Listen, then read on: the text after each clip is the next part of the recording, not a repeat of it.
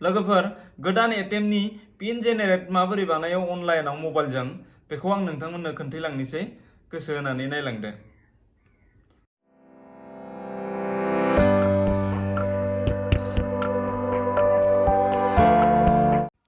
लोगोफोर ATM गोदानखौ माबोरै पिन जेनेरेट बानायो अनलाइनजों बेखौ आं खोन्थालांनोसै। बेनि थाखाय थांनांगोन अनलाइन SB आव क्लिक बानायनांगोन बा टाइप बानायनांगोन। बिनि उनाव स्टेट बैंक अफ इन्डिया आव क्लिक बानायनांगोन। बिनि उनाव लगिनआव, बिनि उनाव कन्टिनिउ टु लगिन, बिनि उनाव इयाव इउजार आइडि खौ थुदो, बिनि उनाव बेयाव पासवर्डखौ थुदो, बिनि उनाव नैबेयाव केप्टासखौ थुदो, नैबे एज इट इज जेरै दं। बेनि उनाव लगिनआव थुदो, बिनि उनाव नैबेदि OTP फैगोन, बे OTP खौ लिरदो, बिनि उनाव साबमिटआव क्लिक बानायदो। बिनि उनाव नोंनि पेजआ बेबायदि खुलिगोन गासै पेजआ। बेनि उनाव नैबे 3 लाइनाव क्लिक बानायदो।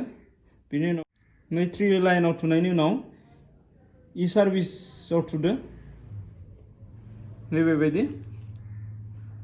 बिनि उनाव नै ATM सार्भिसआव थुदो। ATM सार्भिसनि उनाव नैबेयाव लिरनाय दङ ATM पिन जेनेरेट, बेहाय क्लिक बानायदो। बिनि उनाव बेहाय सोंदो नों प्रफाइलदो बानायनो ना OTP दो बानायनो।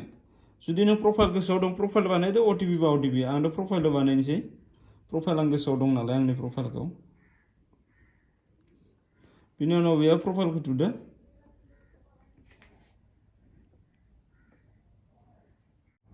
बिनि उनाव साबमिटआव क्लिक बानायदो। बिनि उनाव नोङो नोंनि एकाउन्टआ नंगौना नङा बेखौ कन्टिनिउ बानायदो। बिनि उनाव माबे कार्डखौ बानायनो, कार्ड नाम्बारा अलरेडि फैगोन बेयाव।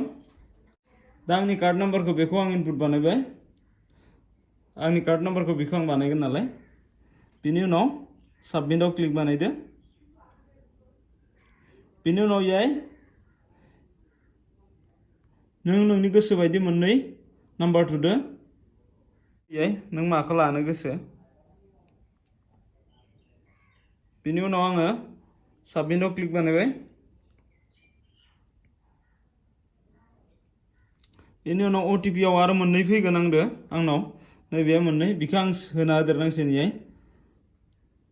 नैयाय होनदो enter 4 digit of new pin, enter first 2 digit created by you, follow by 2 digit sended through SMS। तो मा होनदो बे आंनो SMS आव आरो मोननै हरदो, दा आं अलरेडि मोननै बानायखाना लादो। आगोलनि मोननै बानायखानायखौ बेहाय थुना लादो।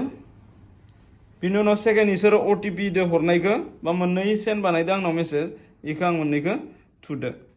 ओमफ्राय बिनि उनाव साबमिट बानायदो, नैबे साबमिटआव।